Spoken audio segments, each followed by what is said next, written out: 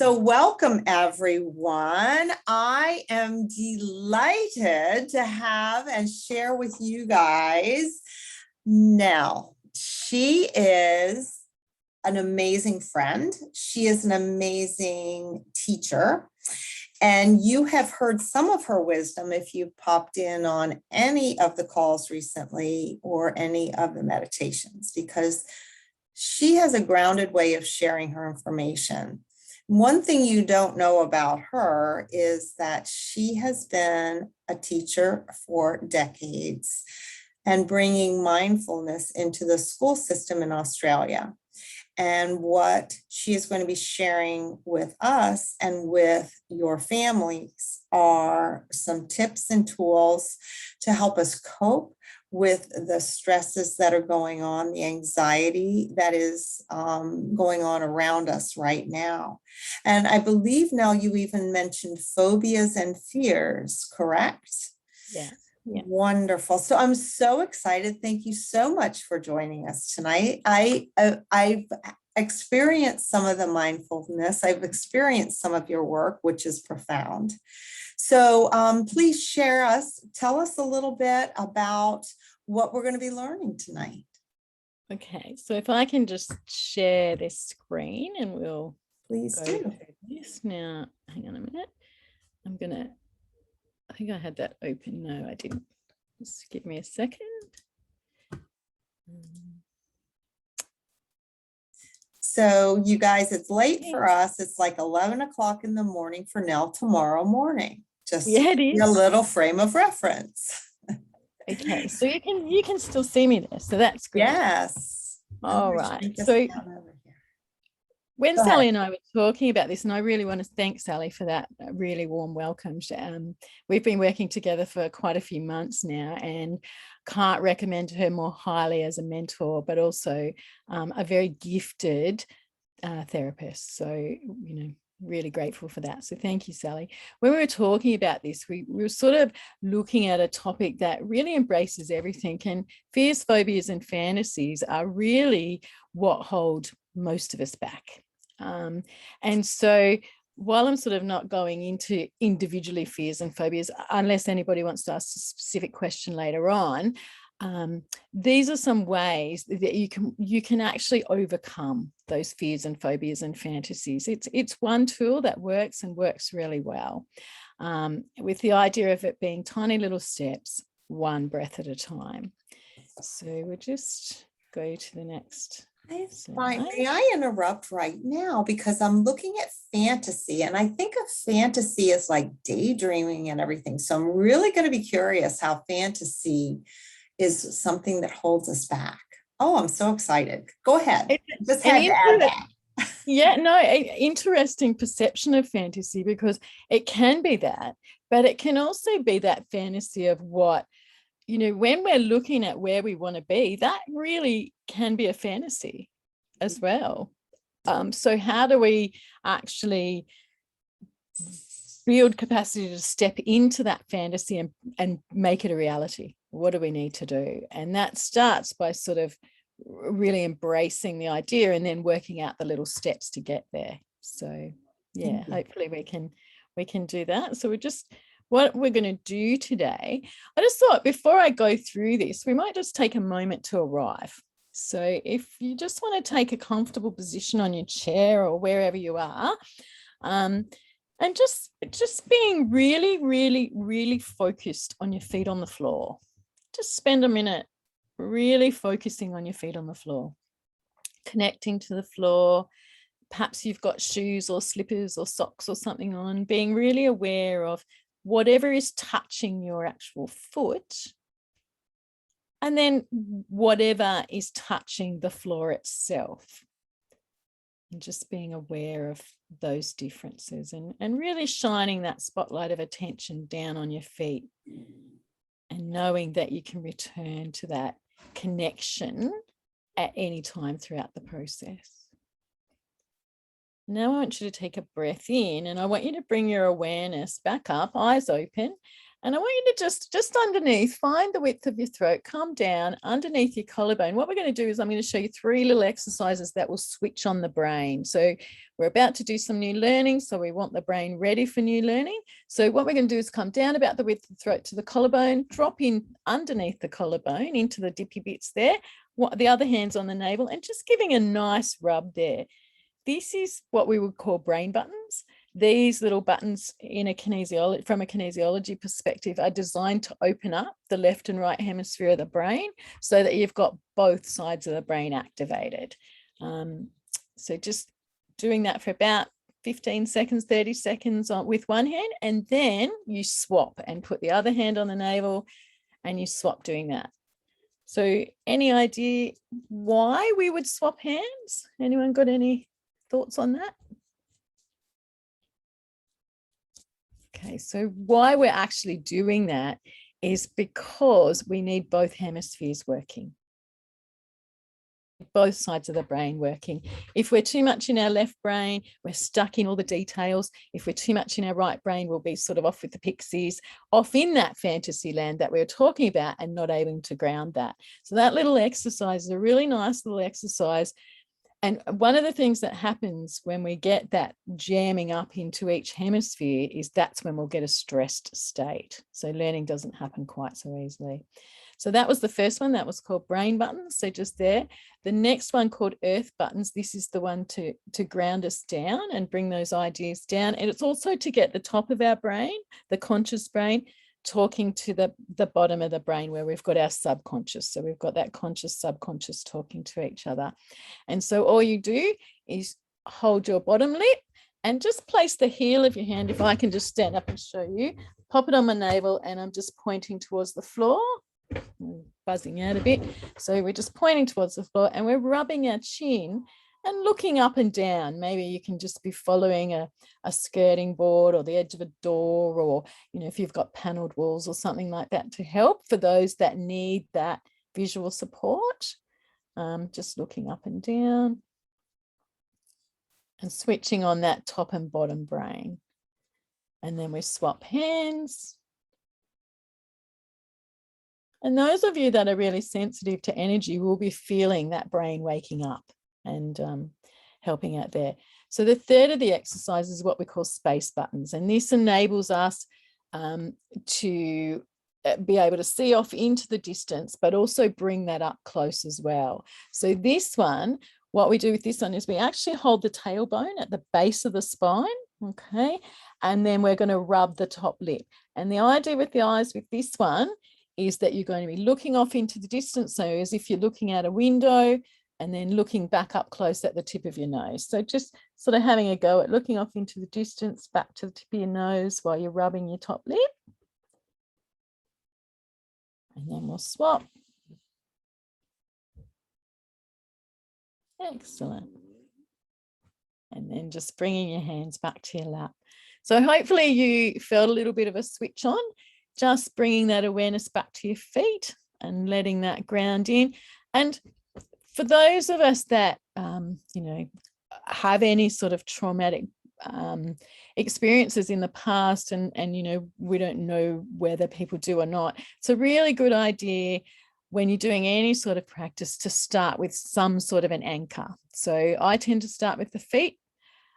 It's a nice way to do it, and especially with children, it's a really easy way to sort of get them to focus on that. So thank you for that. So now we've arrived. What I thought we'd do is we're going to go through who you are. So in a moment, I'm going to show a screen and give you a minute just to pop into the chat box who you are and where you're from and anything that you would like to have answered while we're doing this talk. If there's anything that's come up for you, any questions that you have, that type of thing. And at the end, we'll have a little bit of a time for Q&A. So, you know, just write them down or do whatever you want to do. I'll start by telling you a little bit about myself and why I'm doing this presentation. Then we'll have a brief look at mindfulness and what it is and the benefits of it. I'm just turning these things off on my computer. I've made a little note about those with a trauma background and coming out of lockdown. We are still in lockdown in New South Wales here in Australia, but we are on the process of coming out. It's been a long haul for some people.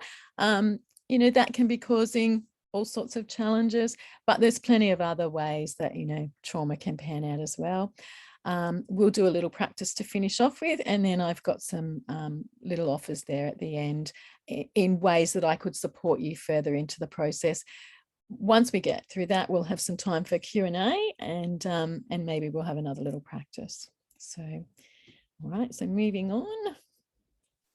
All right, so if you just want to place in the chat right now, just who you are and where you're from, where you're connecting in from, that would be great. And just a word or a sentence about what it is that you would like to have addressed in today's presentation. Okay, and I can see some feedback coming through there. Great.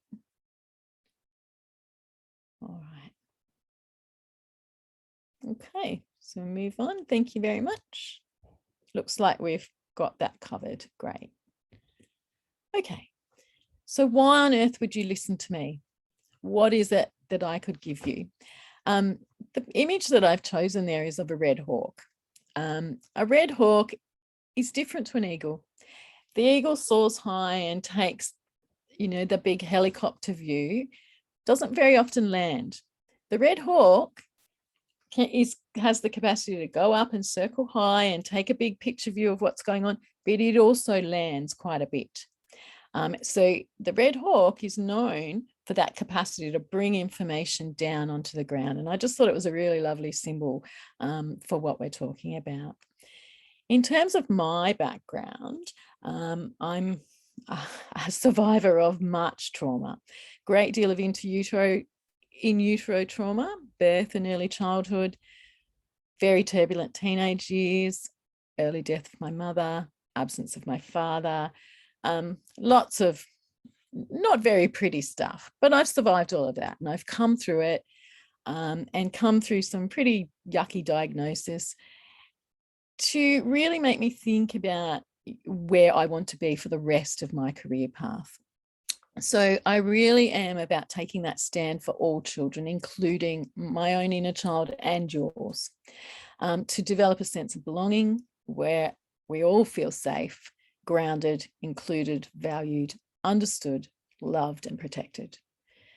In my almost 40-year career in the education sector and 40 years of being a natural therapist as well, I've got a really extensive background in the educational in that arena. I'm also a wife and a mother of 6 adult children, so I get it. I know pretty much. You know, we've had a lot of experiences with our kids and still continue to do so. Pleased to say that they're all doing really well. I hold a master's degree in special education with a specialisation in deaf education. I have taught all subject areas in schools from little tiny preppies right through to year 12 and most subjects, because I had a strange training where I trained as an infants primary teacher and then retrained as what they call a high school generalist teacher here in Australia. So pretty much taught the whole gamut, and then got into learning support really heavily. Most of my career has been with supporting other teachers to support students in their classroom, as well as my own classroom teaching. And then I would do my natural therapies outside of the school system. So I have a number of different other qualifications, and mindfulness instructor for the children. I can run programs for children from 2 years of age right through to 18, and currently just finishing off my instructor training for adults. And there's a few other bits and pieces there. So, all right.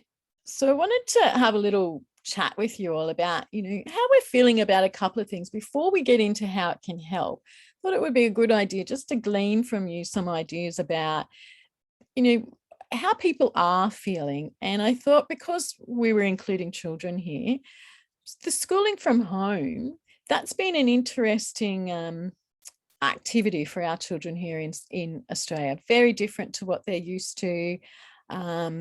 our kids aren't used to being inside very often. They love being outside. So being inside and attached to a computer for long periods a day, you know, has its benefits, but it also has quite a few challenges as well.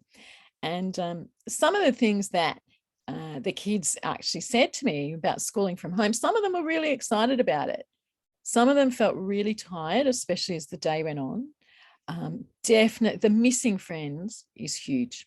You know, not having that connection. But I was talking to my niece just a few weeks back, and it was her birthday, and she'd organized a Zoom party for her birthday, and her parents had really cleverly gone and dropped off all these little activities that the children that were going to be involved in it, and they did activities and things like that over Zoom. So the kids are really creative with those types of things. They find ways to connect with their friends.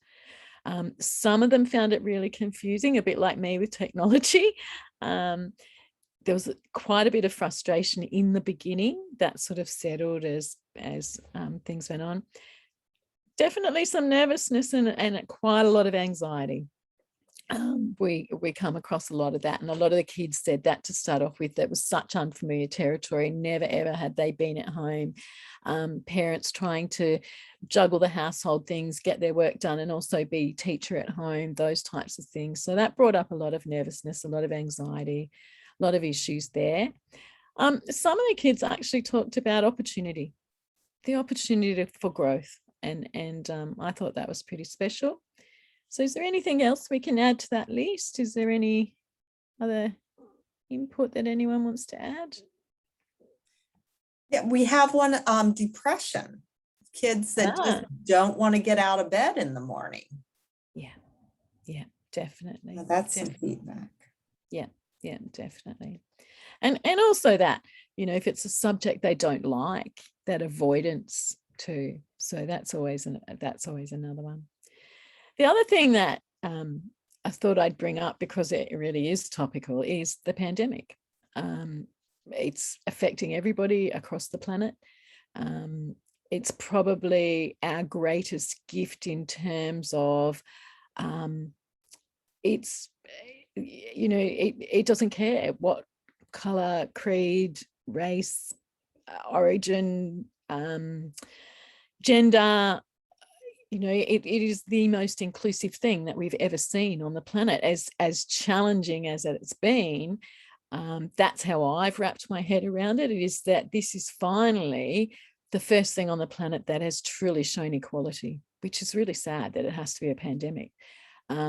Because also coming with the pandemic, some of the things that people spoke about that they've experienced during this 2-year period that we've all been involved in, there's a lot of fear, and there still is a lot of fear around, and it's really important that we recognize that.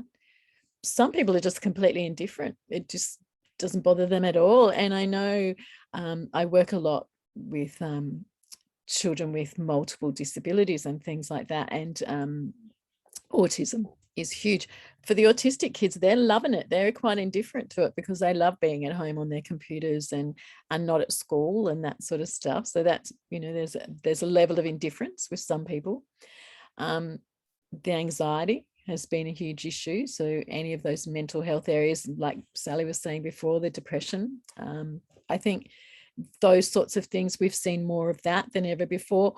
Or have we just been more vocal about it? Have we been more open about it? Has this been an opportunity for us to really take a good look at mental health within our family and within ourselves?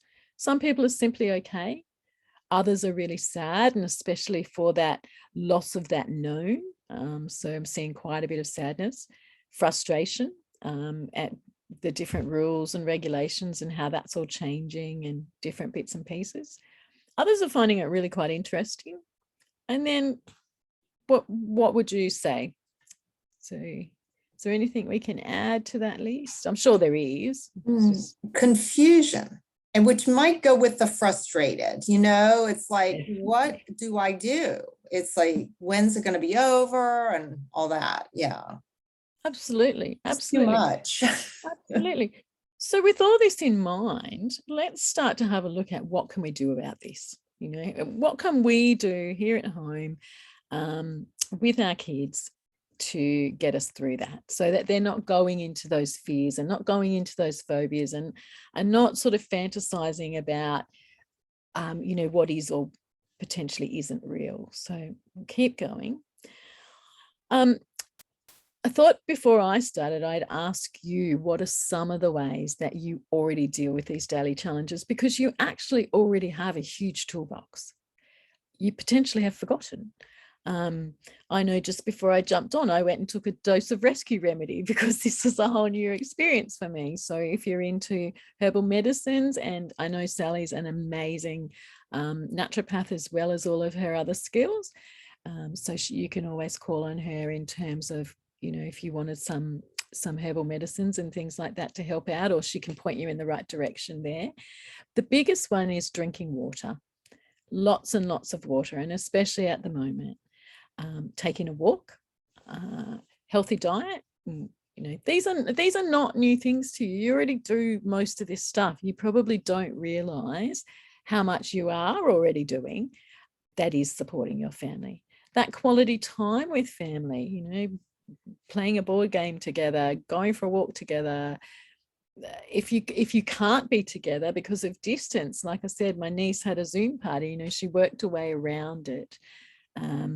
We've had children writing letters to grandparents, or making sure they phoned them once a week, or teaching grandparents how to use some of the technology. And there's a whole heap of different platforms now where you can do a video call. So on Messenger and those types of platforms, you can do a video call. So there's been all these creative ways to spend quality time with family, even if you have been physically not able to do that because of rules and regulations. Spending time with pets. I know I certainly spend a lot of time with my German Shepherd. We walk twice a day, and then the cat's always here to give us a snuggle when we get home. Pets are really important. And has anyone got any sort of unique types of pets that they've picked up? Iguanas, like lizard type. Yep. Great. Thanks, Sally. Mhm. All right. You can complete a relaxation practice. We're going to do some in a minute. We started out with some switching on from kinesiology. That's one way of getting you to relax. There's tons of stuff available.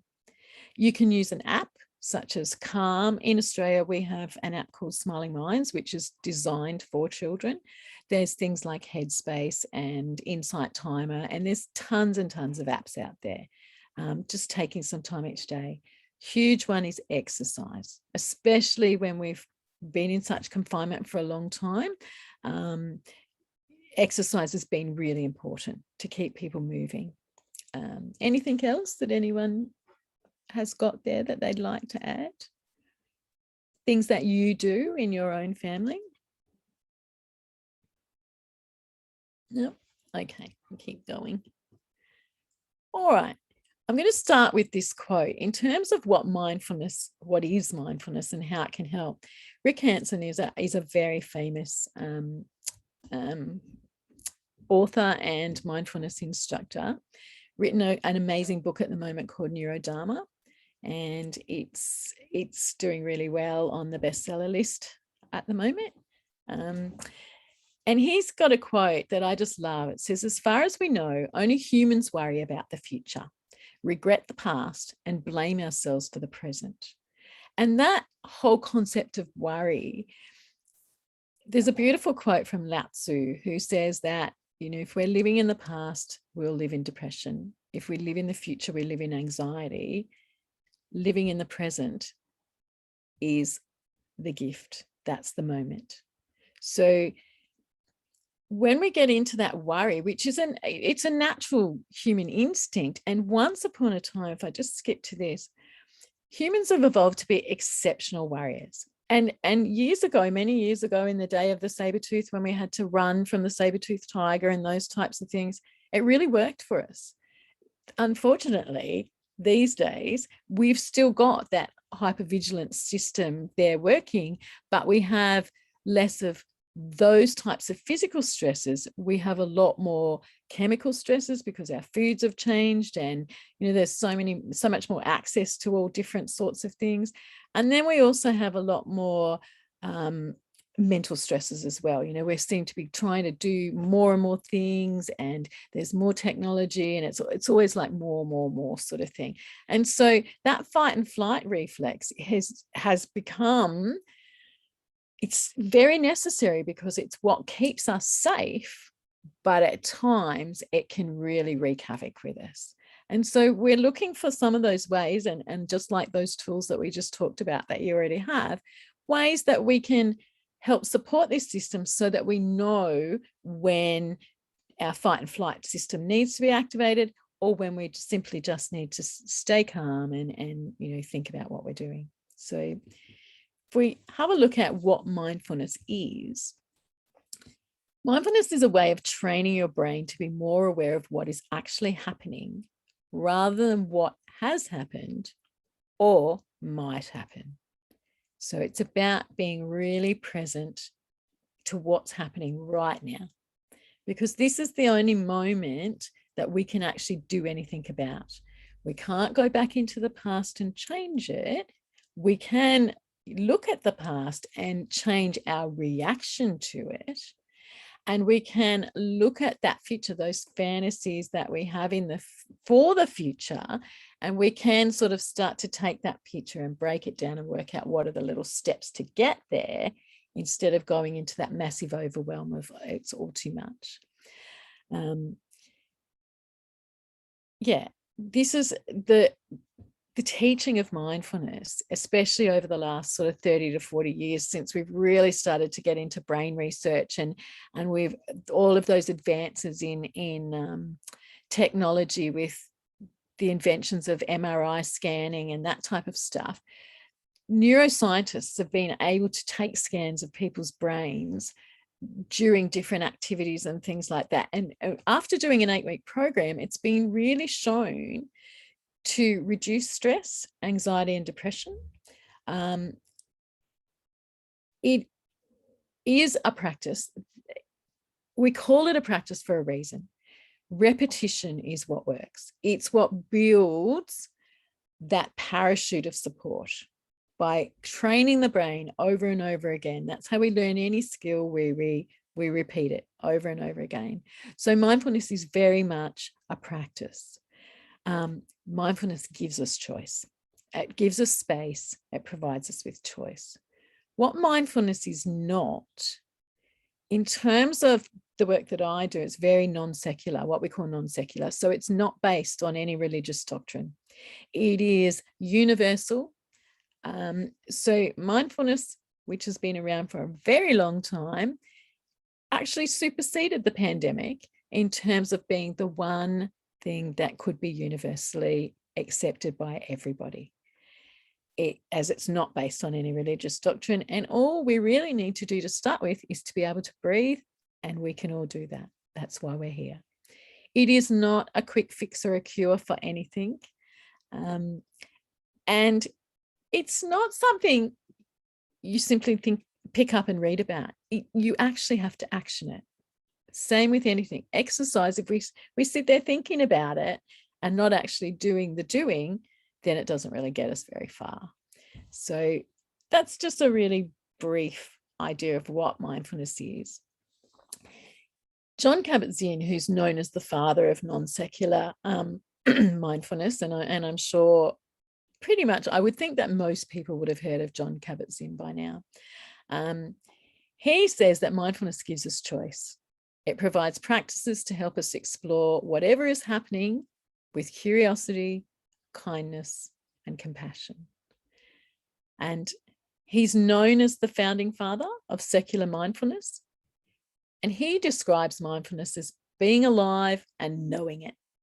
And it's amazing how many people you come across that just say, look, I feel dead inside, and which is quite sad. So if we can wake them back up again and show them that their life is worth living just through that breathing process, then we've taken a further step forward. There's also this beautiful quote, which I love. It's you know, why teach mindfulness to kids? You know, why bring it into the education system? You know, why teach them that young? And the reality of it is our children are going to school quite stressed.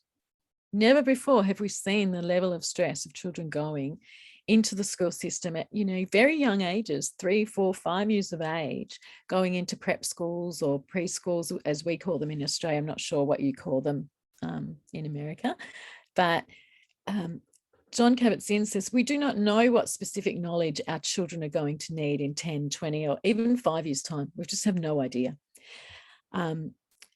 Because their world and their work, when it comes time for it, will be so different to what we're doing now. It already is. We've seen huge changes, even, you know, in the last 10 years, and it seems to be speeding up more and more quickly. What we do know is that children will always need to know how to listen, how to learn, and how to be in wise relationships with themselves, including their thoughts and their emotions, and then be able to be in those wise relationships with others. And mindfulness is an avenue that can actually enable that to happen. So just wanted to show you a little bit of the growing evidence. An 8-week mindfulness practice, an 8-week training, has been shown through this MRI technology to thicken the cerebral cortex, which is that layering of the brain, the top brain there, in areas associated with attention and emotional integration. So we're looking at this part of the brain here where we keep those. It increases grey matter density in the hippocampus, which is, the hippocampus is really, really important for learning and memory. So by thickening that and giving more density to that, we've got more capacity. It affects structures associated with self-awareness, compassion, and introspection. And it decreases, my head's in the way of the slide, decreases grey matter, I'm going the wrong way, decreases grey matter density in the amygdala, which is associated with anxiety, vigilance, and stress. So that MRI technology is amazing. If anybody wants more information on that, I can always get that to you. All right, so we're just going to do a really simple little practice. And mindfulness really starts with the breath. And why would we use the breath? Because we always have it. It's the one thing that's always with us. That's the lovely part about mindfulness. You don't need props, or, you know, you don't have to feel like you have to run out and buy a meditation cushion and you know, have an altar and all those sorts of things. You can do all of that ritual if you want to, and you know, it adds to your practice, absolutely.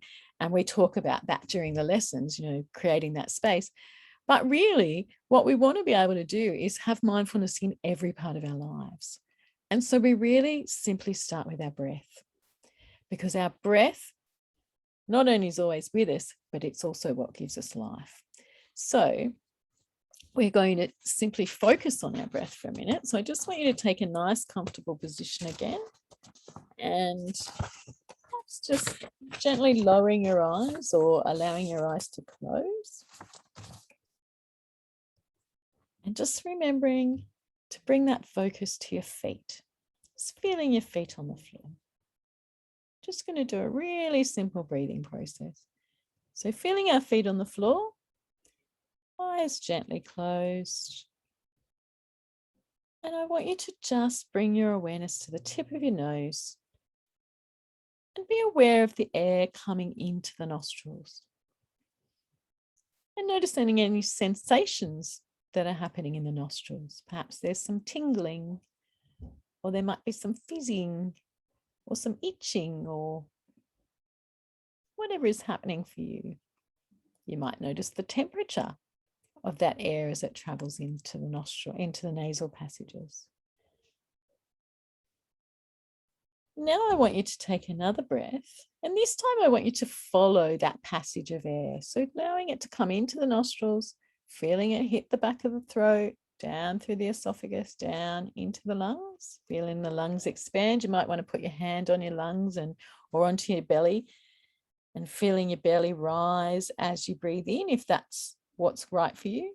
And collapsing back down as you breathe out.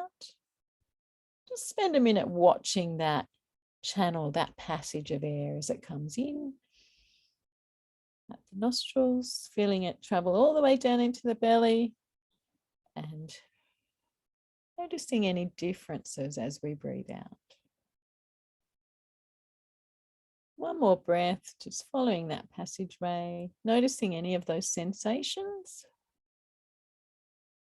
I'm noticing that my breath is cooler as it enters, and it's certainly a bit warmer as it exits. I noticed that I was breathing in through my nose and out through my mouth today. Sometimes I breathe in through my nose and out through my nose. Just noticing what's happening, any sensations that are going on, any thoughts that are starting to pop up in your mind. Are you able to maintain your focus on your breath? And on your next out breath, I want you to gently open your eyes. Just be aware of your feet on the floor.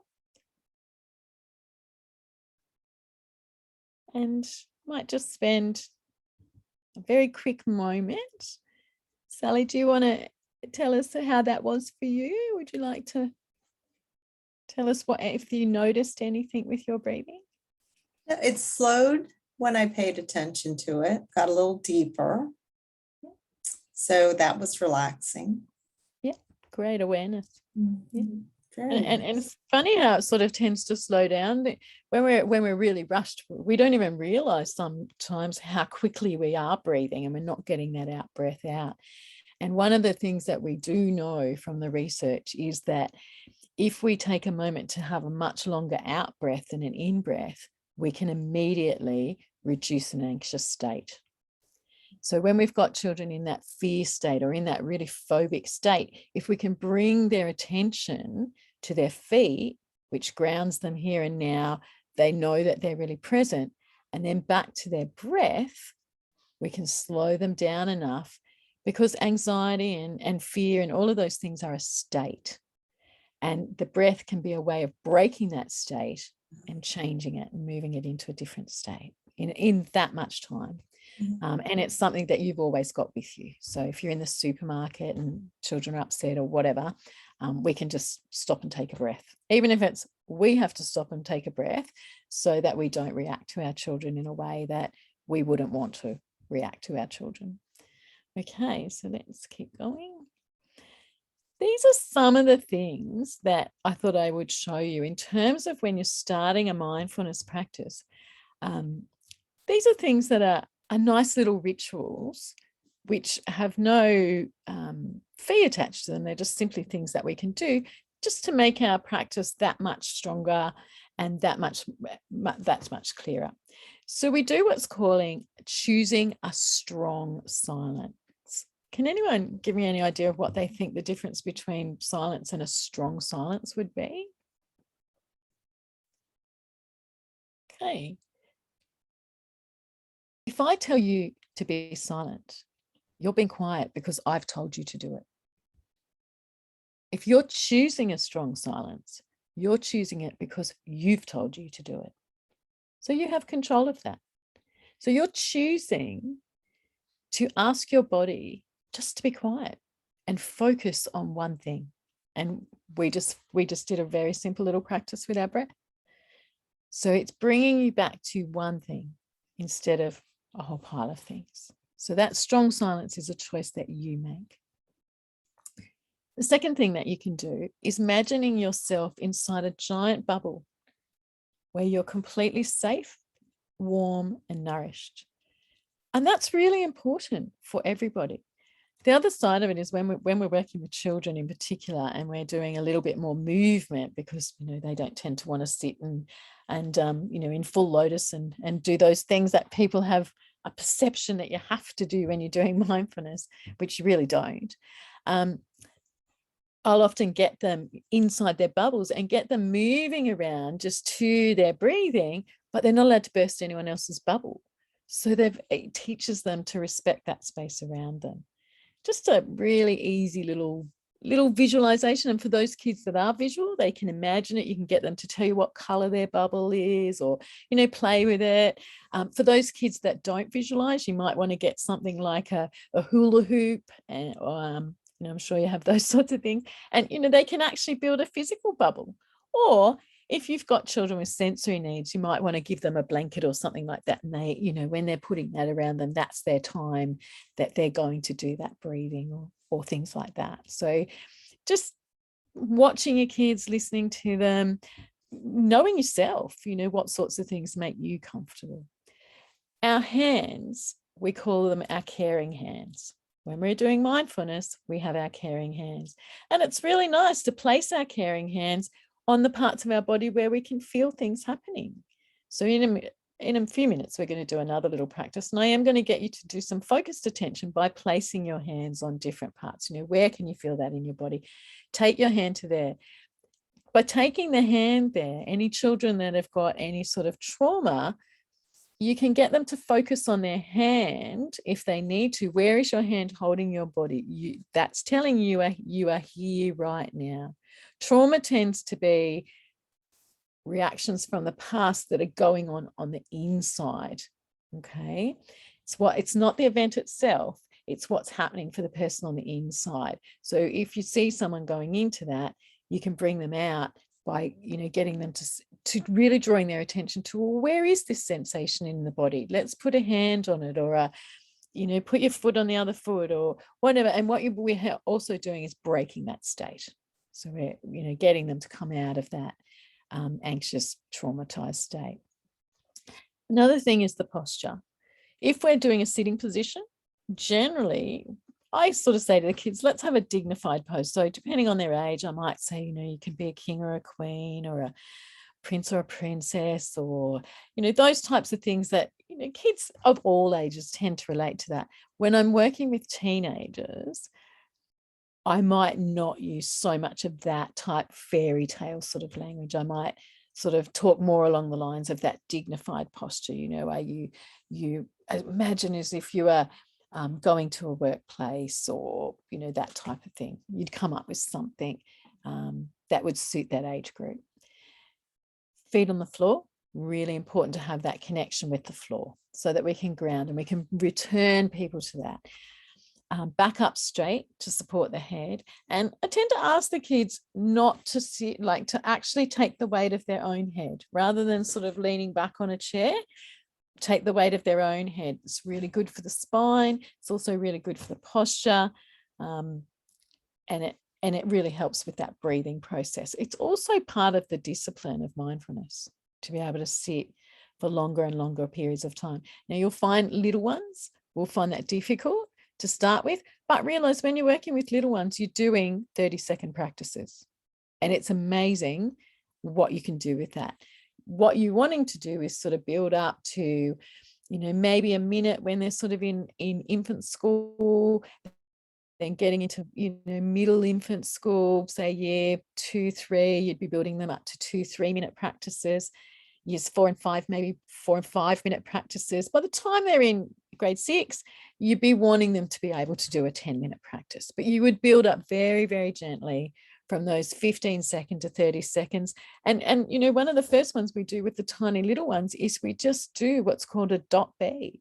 We stop and take a breath. So it literally does take a couple of seconds. That's a practice. And they do that a couple of times, and then we add different things to it. By taking some of these things, we might just get them to stop and breathe, and then we'll say, stop and let's just stop. Choose a strong silence. Put your bubble around you and imagine the color that is around you. Place your caring hands on your belly, and then take the breath. So we've already added a whole pile of layers to that. And that's talking about tiny little ones. And then with older ones, we can do different things as well. But I find that these techniques, adults, children alike, they work for everybody. It's simple, it's easy. We've always got it with us. It's also really important to let people know that even people that have been practicing for many, many, many, many years, their mind still wanders. And that's one of the reasons why people give up on mindfulness. They go, oh, it doesn't work, can't shut it down, whatever. It's like, that's great noticing that you've noticed that you can't shut down today. It's really important that we acknowledge that that's what our brains do. They just go off and think about, they fantasize all the time. Our brains are coming up with all these sort of things and making connections and that type of stuff. So that's really, really, really normal. So jumping forward, what we're going to do is just do a little practice, a little bit longer than the one that we did before. And we're going to incorporate some of those things that we just talked about there. Remembering again to acknowledge that it's normal for the mind to wander. And once that you've noticed, when you do that, noticing, that's the important part. Noticing, oh, that's right, I'm off with the pixies again, or oh, I'm thinking about dinner, or got to pick the kids up, or whatever. Acknowledge it, thank it, come back to the breath. So that's all we're going to do. So I'm just going to have a quick drink of water before we start. Okay. So again, just making yourself comfortable, finding a nice dignified pose. So perhaps you'd like to be a king or a queen or whatever works for you. You might want to be a dragon sitting on the chair, and that's okay too. So taking that nice upright pose, just get a moment to firstly feeling your feet connected to the floor.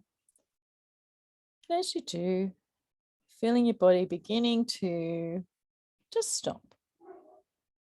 And as we take a breath in and a breath out, just allowing those eyes to close over, or just lowering your gaze so you're looking down towards your feet.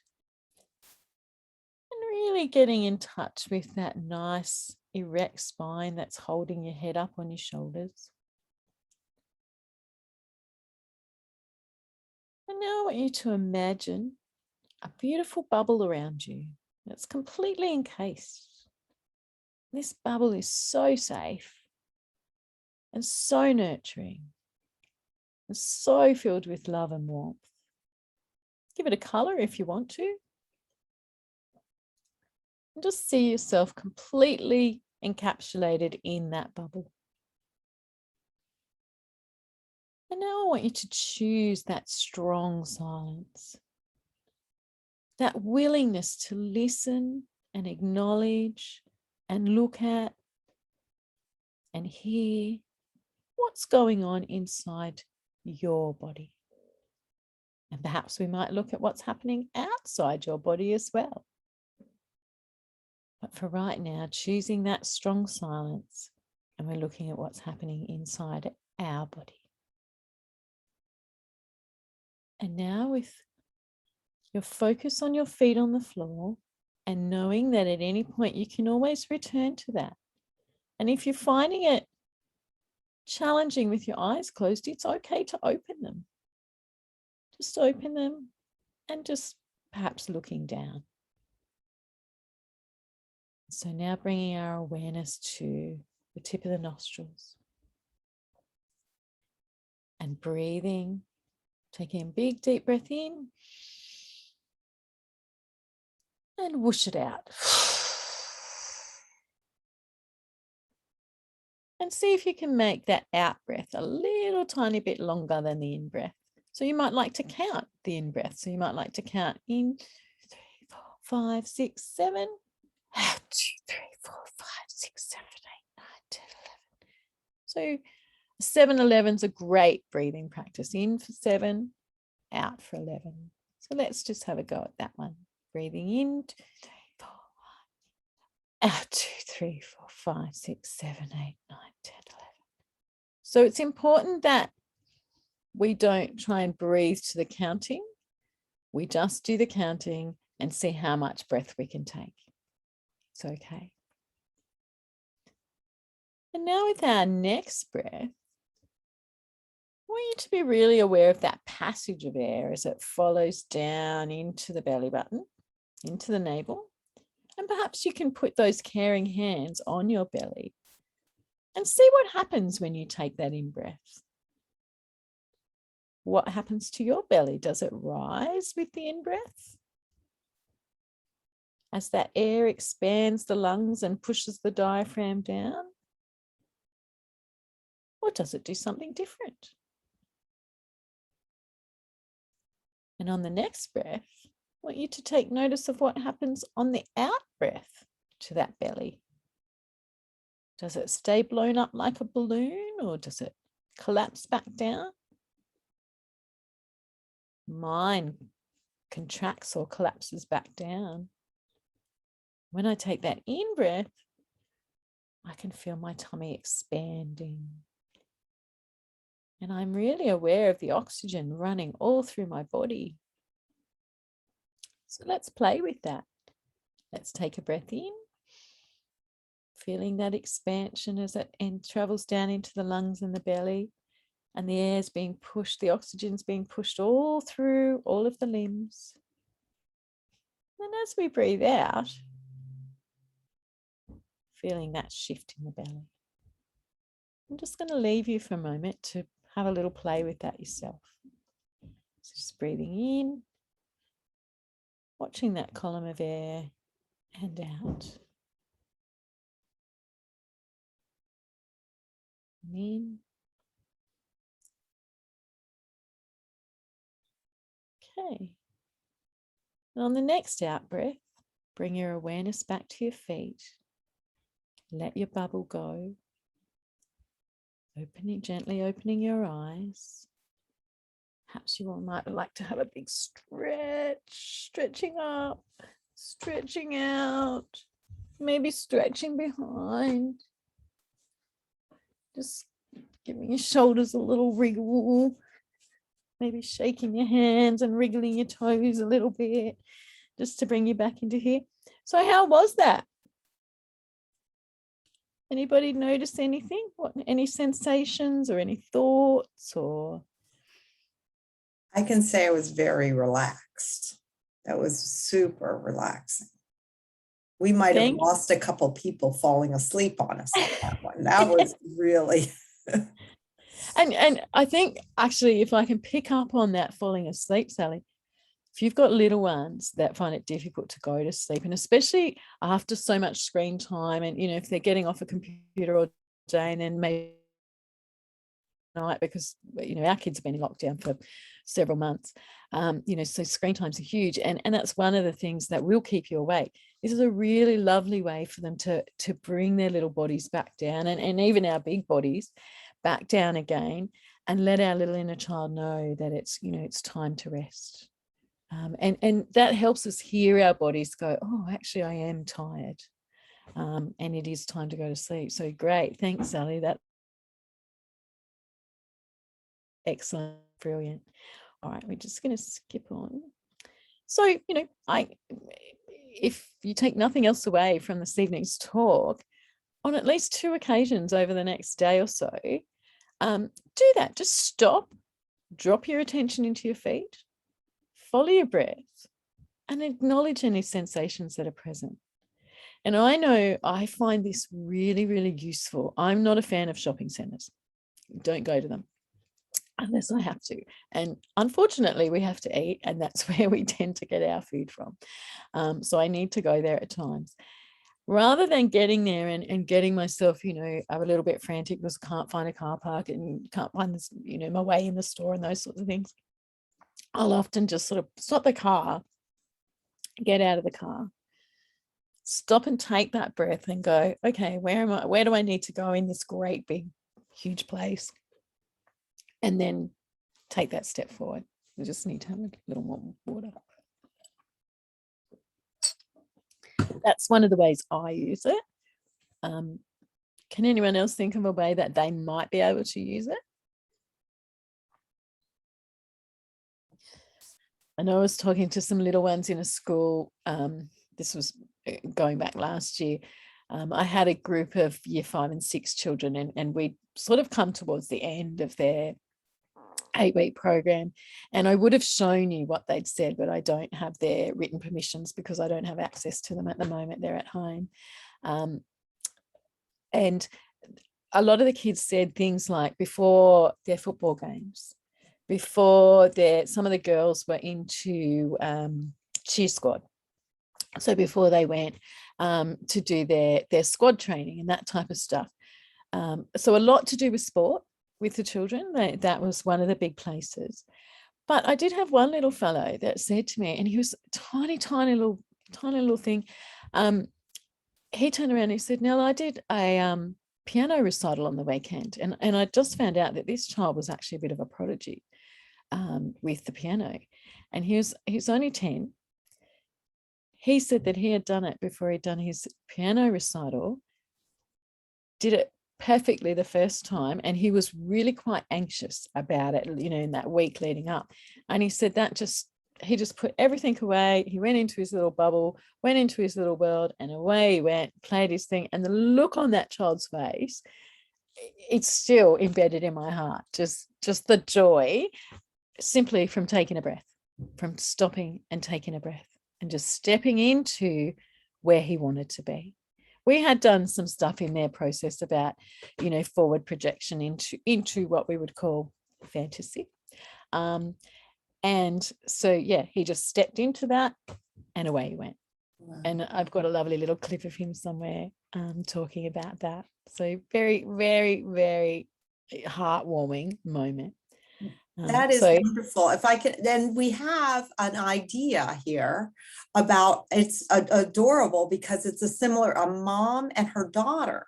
We're here in the US, we're dropping kids off at school and stuff. And that's what they do. She, before the daughter leaves the car, they take a moment together.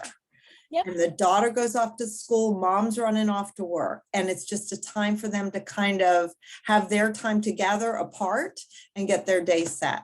That sounds like a fantastic that is exercise. Beautiful. Yeah. That is beautiful. I know one of the things that the kids say to me for children that are dropped off, many of our children catch buses, but you can still do this bus or whether you're in a car. They use the traffic lights as a moment to stop and take a breath, because you usually have, 30 seconds to a minute, even sometimes up to, a minute and a half, 2 minutes, depending on the intersection. But they use that moment at the traffic lights to stop and take a breath. So we can actually use anchors to remind us to do it. What would be some other times during the day that you could, maybe anchor it to something where you're actually really mindfully taking a breath and taking notice of what's happening? Can you think of any other times? I know one of my children does it when he's brushing his teeth. That's his time to stop and take a breath. And he's had braces, so he tends to be a little bit addicted to the toothbrush. So it happens, maybe 3 or 4 times a day, as opposed to maybe once or twice for other children. So, it doesn't matter what you anchor it to. The important thing is that we actually just do it, simply do it. And, there doesn't have to be an anchor. It can be just for any reason. Yeah, like when the teacher tells everybody to be quiet before getting ready to go to lunch, that's a time when you can't talk to the person next to you. So that's a suggestion that's here. So yeah, that kind of bringing it into a routine, I really like that. Yeah, like you called it an anchor. Just pick something. Like some people have that rubber band to remind them of, but you don't need that. You can say every time I sit in my car, or every time I have a cup of coffee, or every time, instead of a cup of coffee when I would normally have my snack, this is what I could do. Yeah. Thank you for that, Nelle. That's super points. We just I just wanted to, before we finish up, we're nearly finished, just wanted to make a little note on trauma. There is some information out there that says that trauma can be triggered through the mindfulness process, and there is a level of truth to that, depending on the teacher. Trauma-informed mindfulness, which is why we focus on those anchors. You need to bring people. Trauma is generally a response to something that's happened in the past. And like I said before, it's not the event, it's what's going on in the body. And it's that cellular memory that we're hanging on to. So mindfulness actually can really help people focus on those sensations that are going on so that they can begin to understand when they're in an anxious state or when they're in an angry state, when they're in a frustrated state. And we can start to build up that emotional intelligence for our kids and giving them language to actually describe what's going on for them. And you can do that with the smallest children. The young ones, it's amazing how much they're taking on, because the younger they are, the more they're absorbing. So it's a really powerful tool in terms of supporting our kids to build that language, build that emotional vocab that they need. It's also a way to ground them back into the present, because no matter what's going on in their thinking or in their body, we can distract them by going, okay, let's bring our focus just back to our breath. And it can bring them out of that state. And then we can work with them once, rather than letting them elevate up to where, you know, we're really having some behavior stuff going on. We can bring those behaviors down, bring them back down to a nice calm state, get the brain open again, and then we can have some more learning. Because when they've gone into that anxiety, that prefrontal cortex where we have clear rational thinking, it's not available to them. They're operating out of that survival brain in the back brain, out of that amygdala. It's firing. And so, you know, they don't have access to that. And what people may or may not realize is the amygdala fires much more quickly than the front brain does. So we want to calm this down. So we give this enough time to wake up and actually give us some more choices. And that's what John Kabat-Zinn's talking about when he's saying mindfulness is about opening up choices, giving us opportunity. But just being really aware that, you know, we don't know what's happened for a lot of our kids, and different things affect different people very differently. And so, you know, always just looking for simple little signs. You know, are the children acting out all the time in mindfulness? Are they more fidgety than normal? Is there just something not quite right? And, you know, teachers know their students really well. I've been in the game for a long, long time. And, you know, I have not ever come across a teacher yet that doesn't know those kids reasonably well. Even in those first couple of days of the new school year, when they get their new class, they know who the little flibbity gibbets are going to be. They know who, and you know, teachers talk and they've got information and that sort of stuff as well. So you tend to have some sort of a sense, but you really don't always know. Some children are very, very good at keeping things hidden. And so just looking for different signs, you know, are they more sleepy? Listening to your own intuition and being guided by that will really help.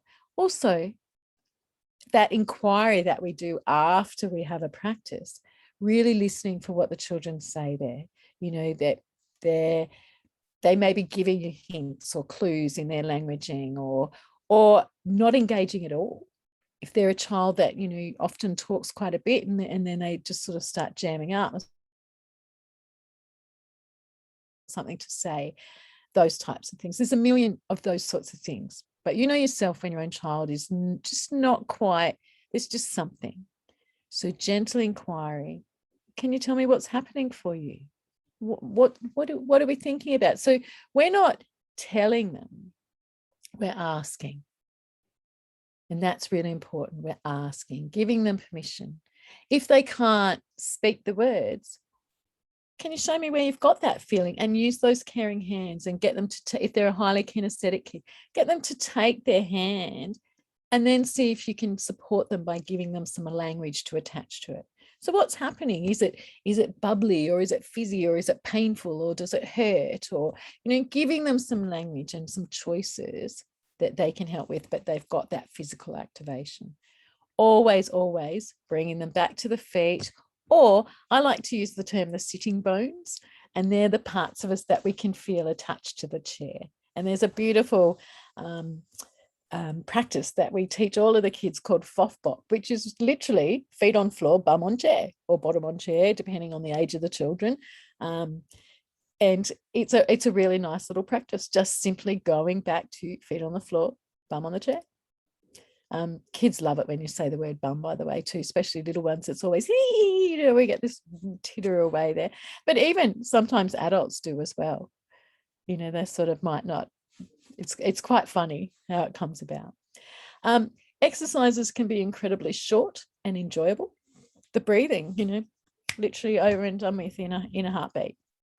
For example, the one that I put here, this is a really nice one, a small delicious snack that you associate with positive emotions, like a grape or maybe a piece of chocolate. I love using blueberries because they're so sweet and so tiny. There is actually a food practice that we do. I think it's in about week 3. So we do that in each level, and we go exploring with that curiosity. Just the sensations of really slowing down that whole food process. And if anyone's interested in that, the current, I think they use a sultana or a current. There's a lot of YouTube clips and things like that showing it. So if you'd like to explore that, you can definitely follow that up. Mindfulness is a valuable asset for trauma survivors. I know it's saved my life. It's what's got me here today. And it can enhance present moment awareness, keeping us focused, increasing our own self-compassion, and strengthening a person's ability to self-regulate. And this is what happens with a lot of our children when we've got those behaviors. If you're witnessing children with behavior, we need to be asking, why is that child behaving like that? What's going on for that child? Because behavior is our biggest warning sign. And we need to remember that children and our own inner child, we're not our behaviors. Okay. Behaviors are a response to what is happening around us. So hopefully that sort of gives you a little bit of an idea about just keeping a mindful watch out for things that might seem a little bit odd or might smell a bit funny to you, or just sort of make you feel a little bit funny. You get that tingling across the back of the neck, that sort of hackles raising awareness type thing. Ask yourself what's going on there, what's causing that, why would you be having those thoughts? So, and we can teach the children how to do this over time, and the more they become familiar with that strong silence, dropping in, tapping in, that type of thing, the better they are with that. So moving on from there, that sort of brings me to the end of my talk. And in a minute, I'm going to open it up to questions and answers. But if you are looking for further information or, ways that I can support you, I'm certainly running 8 to 10 week programs for family groups online. So there's one avenue, or you might like to, shed the cost amongst a couple of groups. So that would be something that I could negotiate with people. I'm offering private one-to-one consultations. And if you come because of this webinar, there'll be a 25% discount on that first session. Any adults that may be interested in supporting me in return, in terms of I need to be filming myself teaching some adults their mindfulness lessons. I can already actually run 8-week programs for adults, but I'm just doing some additional training. So I am looking for some people that maybe would like to volunteer. So if you want to get in touch with me to be part of that, and there would be no cost attached to that. And I'm always happy to support people with resources or ideas or anything that might be able to help. I've got quite a backlog of resources and things like that, more information, or even just leads as to where you might be able to go and find additional support in your area or connections around the place. So happy to help out with any of those sorts of things. And I'd really like to thank Sally for inviting me today.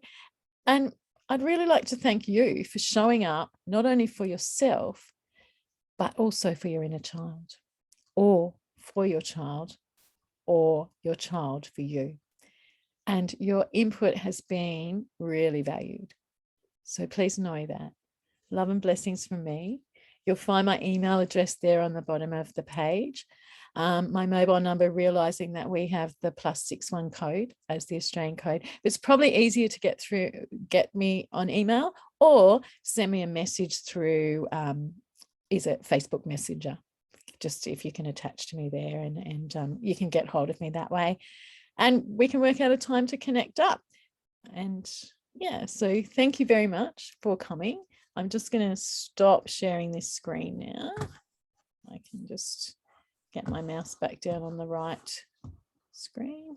You know, Nell, thank you so very much. The information that you shared, I mean, you can tell that you have so much more that you could just go on and fill a whole week's worth. I mean, 7 classes is not enough for all the information that you have. So I do want to thank you so much. And we are running a little long tonight. So if I can just encourage people to reach out and email Nelle at Janelle, JANELLECOGGAN at bigpond.com. Email her with all your questions. I swear she will get back to you We've lost you, Sally. So much. So you're the one, honestly, I'm here. And so I believe everybody got to hear me. You, yeah, so I think Nelle froze on the other side of the world there. So I'm going to sign off now. And you guys are the best. Enjoy. Delighted to have you here live. Delighted for you who are listening on replay. It's always a pleasure. Have a great night. Bye now.